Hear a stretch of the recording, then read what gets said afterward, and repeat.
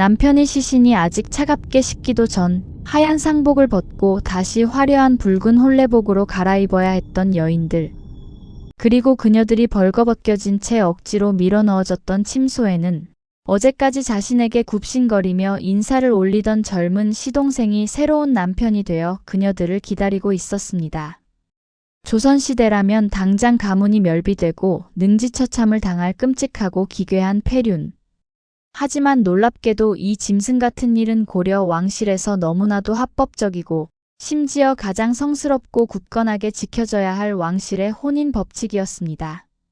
오늘 들려드릴 이야기는 오직 권력과 재산을 지키기 위해 왕실의 여인들을 사람이 아닌 사고파는 자산으로 취급했던 고려의 끔찍한 릴레이 결혼, 형사 취수제에 얽힌 소름 돋는 진실과 피비린내 나는 참극에 대한 딥다이브입니다. 이 믿을 수 없는 기괴한 혼인 제도를 이해하기 위해서는 먼저 고려 왕실이 권력을 유지하던 독특하고도 폐쇄적인 방식을 들여다보아야 합니다. 형이 죽으면 동생이 형수를 아내로 맞이하는 제도인 형사취수제는 본래 거친 초원을 떠돌며 살아가던 유목, 민족들 사이에서 재산과 노동력이 외부로 빠져나가는 것을 막기 위해 생겨난 생존 본능의 풍습이었습니다. 하지만 이 거칠고 투박한 제도가 고려 왕실 깊숙한 곳에 스며들자 그것은 생존을 넘어선 가장 잔혹하고 기괴한 권력 유지의 도구로 변질되고 말았습니다. 고려시대의 왕족 여인들은 조선시대 여인들과는 그 위상과 재력에서 차원이 달랐습니다. 그녀들은 왕과 결혼할 때 친정으로부터 어마어마한 양의 비옥한 토지와 수많은 노비들을 개인의 재산으로 상속받아 궁궐로 들어왔습니다. 게다가 그녀들은 남편인 왕과 가장 가까운 곳에서 살을 맞대며 지냈기에 왕실의 가장 내밀하고 치명적인 치부와 약점, 그리고 절대 밖으로 새어나가서는 안 될 국가 기밀들을 뼛속 깊이 꿰뚫고 있는 존재들이었습니다. 그런데 만약 왕이 병에 걸려 갑작스럽게 세상을 떠나고 그녀들이 과부가 된다면 어떻게 될까요?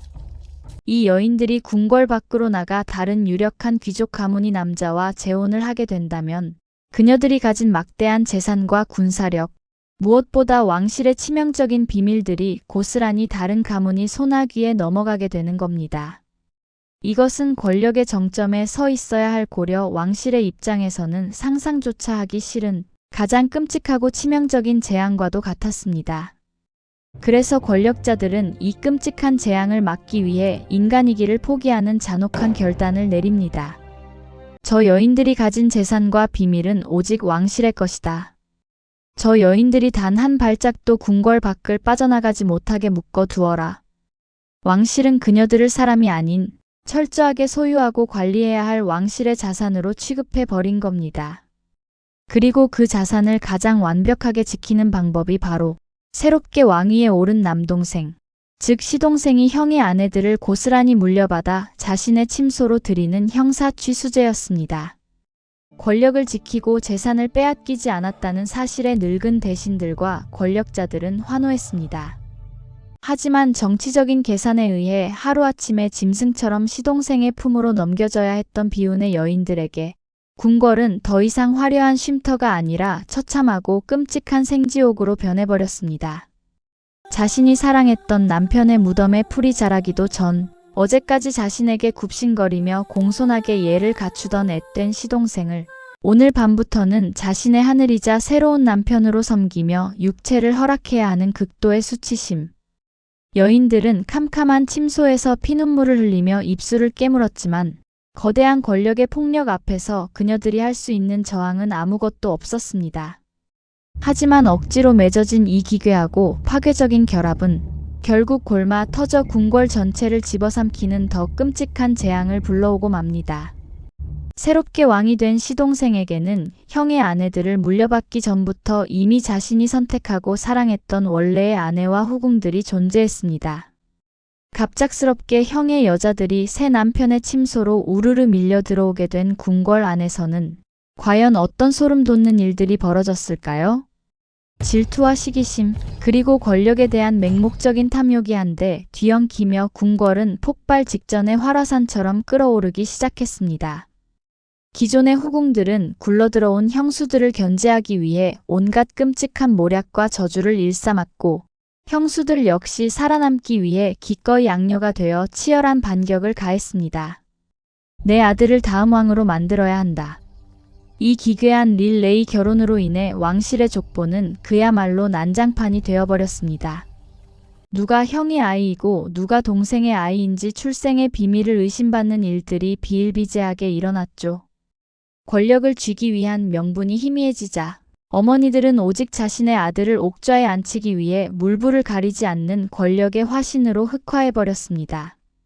독이 든 찻잔이 오가고 심야의 자객들이 궁궐의 지붕을 뛰어넘는 피비린내 나는 암투가 일상이 되었습니다. 서로의 처소에 기괴한 저주 인형을 묻고 상대방의 약점을 잡아 대낮에 끌어내어 무자비하게 몽둥이로 때려 죽이는 끔찍한 살육전이 궁궐 마당에서 심심치 않게 벌어졌습니다.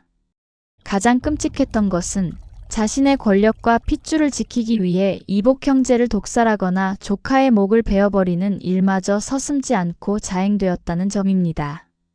왕실의 자산을 지키고 평화를 유지하겠다며 만든 형사취수제라는 제도가 오히려 가족끼리 서로의 목통을 끊어버리는 가장 참혹하고 잔인한 권력상쟁을 부추기는 치명적인 맹독으로 변해버린 겁니다. 아무리 권력의 정점에 서 있던 여인들이라 할지라도 이 미쳐버린 살육의 틈바구니에서 끝까지 살아남기란 불가능에 가까웠습니다. 시동생에게 강제로 넘겨졌던 그 수많은 비운의 여인들 대부분은 이 지독한 권력 전쟁의 희생양이 되어 피투성이가 된 채 끔찍하고 처참한 최후를 맞이해야만 했습니다. 누군가는 정적의 독살에 의해 피를 토하며 차가운 방바닥에서 홀로 쓸쓸히 죽어갔고 누군가는 영모의 누명을 쓰고 참수형을 당해 그 시신조차 온전하게 거두어지지 못했습니다. 그녀들이 가져온 막대한 재산은 결국 다른 권력자들의 피 묻은 소나기로 넘어갔고 그녀들의 이름과 존재는 승자들의 조롱 속에서 역사의 한 구석으로 철저하고 완벽하게 버려지고 잊혀졌습니다. 고려 왕실의 기괴한 릴레이 결혼. 그것은 여성의 삶과 존엄성을 철저하게 짓밟고 인간을 오직 탐욕스러운 권력 유지의 도구로만 사용했던 권력에 미쳐버린 시대가 낳은 가장 슬프고 기괴한 비극이었습니다. 왕실의 비밀과 재산을 지키기 위해 만들어졌지만 결국 그 안에서 태어난 자식들이 서로를 도륙하며 고려 왕조의 숨통을 조여왔던 이 소름 돋는 혼인 제도. 남편의 시신이 채 식기도 전에 시동생의 침소에 던져져 수치심을 견디며 스스로 괴물이 되어야만 했던 여인들.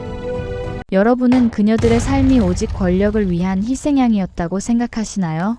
아니면 그녀들 역시 그 권력의 단맛을 즐기다 파멸해버린 탐욕의 동조자였다고 생각하시나요? 여러분의 날카롭고 번뜩이는 의견을 댓글로 자유롭게 남겨주세요.